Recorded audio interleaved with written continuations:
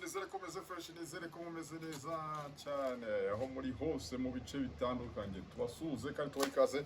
Nta minota myinshi maje kuvuga, nta n'ibintu byatareje kubabwira, mushobora kuba mwanabisomye ku gihe cyane ku Nyarwanda. Nta benshi maje kubabwira. Nuko rwose mpamvu reka munyure gake gake wenda hari abantu badasoma ibyo binyamakuru. Abako subscribe hano bashobora guhita wenda bamenya amakuru agezweho.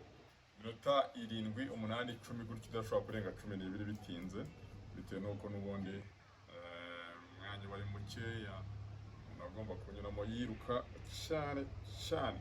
Yitwa Kimenyi Yves, yanyuze mu makipe yarimo Rayon Sport, APR, Kiyovu Sport.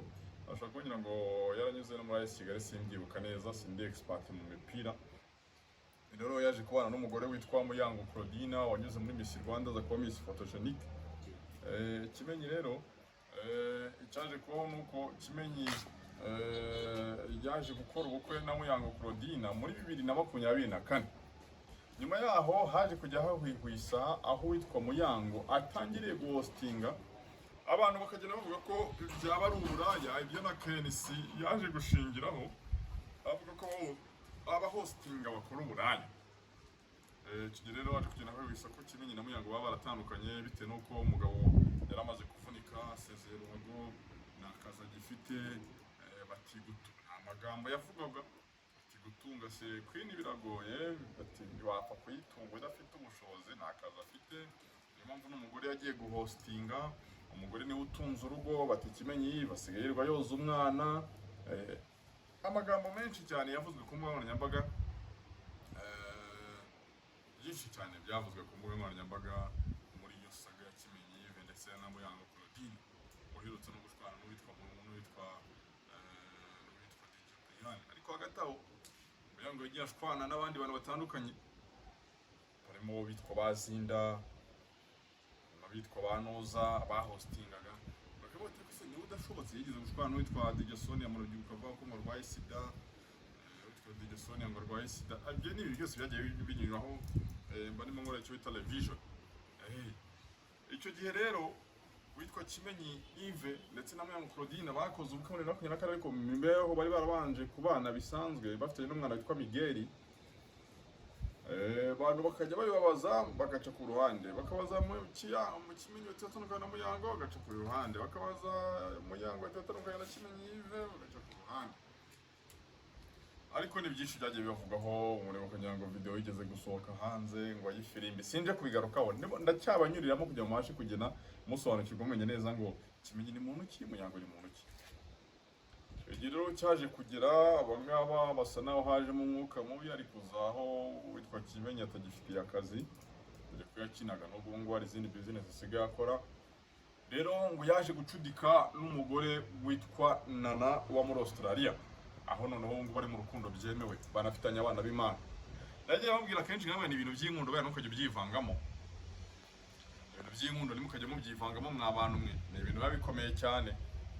Ibintu by'inkundo nimukabyivangemo. Uyu munsi none ibintu byo gutanga inama mu nkundo, nubuzi ngo abantu bapfuye iki, nubuzi ngo kuri nukuhe. Ibaze ko bafitanye ngo abana b'Imana. Icyo gihe ushobora guhita ugarukira Muyango ukavuga uti wa mugani ngira ngo n'umugabo we yarashobotse, nubwo bukene wenda yanyuragamo ashobora kuba yarabunyuragamo ariko afite n'uburaya. Uwo mugore rero uzwi ku kazina ka Nana wa muri Australia, ku munsi w'ejo nibwo bahamije ko ari mu rukundo n'uwitwa Kimenyi Yves, umuzamu w'ikipe ya Polisi, ikipe ya Rayon Sport na muri Kiyovu yanyuzemo. Bakaba rero ngo banafitanye abana b'Imana. Nababwira ni nyamuneka buriya ibintu byitwa inkundo z'abantu mujye mwirinda kuzitangamo ibitekerezo. Murambabwira yuko hagati y'umusore n'umukobwa bakundana ari bo hagati yabo babazi icyo bapfuye, bityo kuza wigira intyoza mu bintu byose unabitangamo ibitekerezo, by'umwihariko muri couple zatandukanye.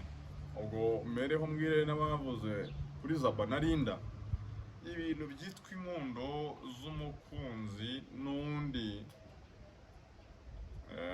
ibintu bibera mu nkuta enye biba bikomeye cyane. Hari igihe umuntu aza tukamufata nk'aho ari victime, nyamara mu by'ukuri atari ko kuri. buriya abantu bakundana hagati yabo nibo baba bazi ukuri. Abantu bakundana hagati yabo nibo baba bazi ikijya mbere.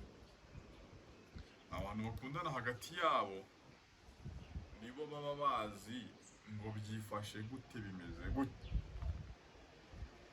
kuruta ko wowe wo hanze ubona ibintu kuri social media ushobora kuza ukajajinga ugatangira kuvuga ukuntu ngo kanaka ariwe udashobotse, ngo nyamara ngo Muyango ntashobotse, kandi wumva Kimenyi afite abana b'impanga n'uwo mugore wa muri Australia, binavugwa ko waramushingiye izo business Kimenyi asigaye akora. So abandi bati Muyango ntashobotse, arahostinga ajya mu tubari, ngo n'ukuntu bijya bigenda bafite yuzuye, urumva nk'ibyo mvuze nabyo ushobora gusanga wihaye kubisesengura. So rero uramutse ugendeye kuri iyo story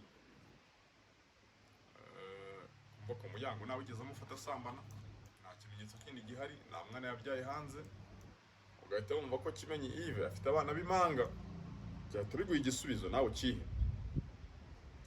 Ku mbuga nkoranyambaga ni kenshi umuntu aza akiriza akigira mutagatifu. Ndagira ngo mbabwire ko abantu benshi mubona ku mbuga nkoranyambaga bigize abantu beza mu buzima busanzwe, ibirura byigira inama ku mbuga nkoranyambaga.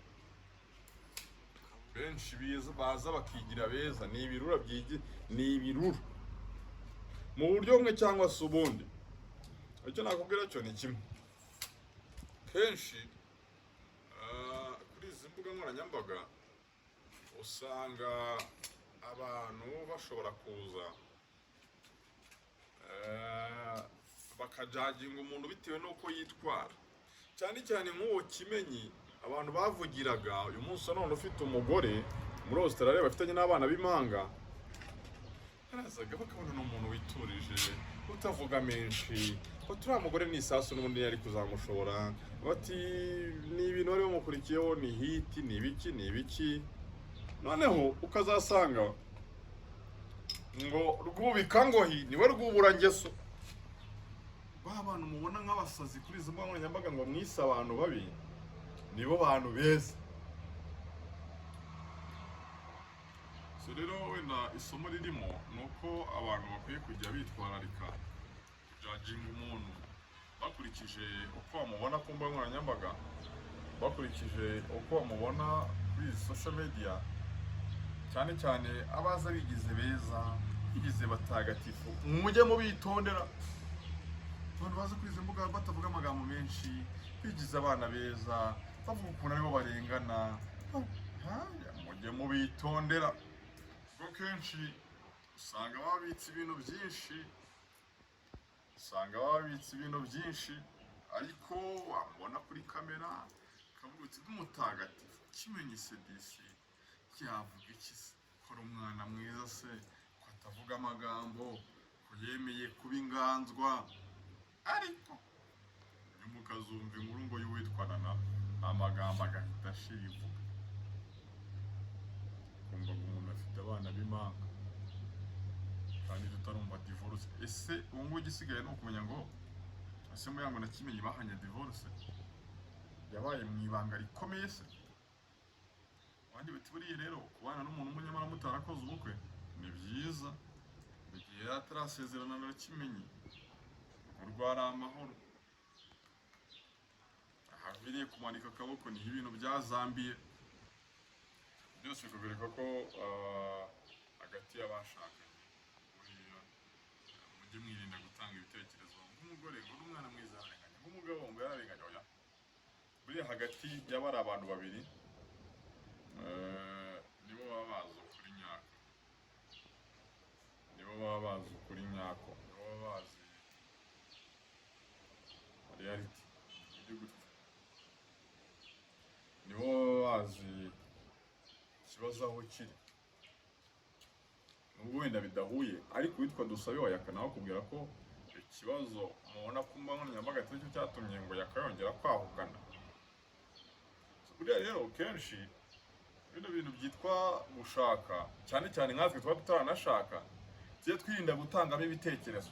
Niyo mpamvu mwumvishe nta gitekerezo natanze, naje nkabivuga gusa uko mbyumva bitari ugutanga igitekerezo ahubwo kuvuga ibikerekeranye no mu nkuru zasohotse z'uko ngo witwa Nana aba muri Australia yaba yarabyaranye abana b'impanga n'uwitwa Kimenyi Yves umuzamu wahoze afatira amakipe atandukanye hano mu Rwanda yageze no mu ikipe y'igihugu. So isomo ririmo ni uko tujye twirinda kujadinga inkunga z'abandi, tureke kuza kuvuga ngo umwe ni victime, umwe yararenganye, ngo nyamara kanaka, ngo nyamara wabona, ngo nyamara. Iyo ubitekereje neza ukamenya ukuri nyuma usanga waribeshyaga. Iyo ukurikiranye neza ukamenya ukuri nyuma usanga waribeshyaga. Reka rero nsoreze hano, sinde kuvuga byinshi gusa ubu ngubu turamenya neza se Muyango na Kimenyi bahanye divorce.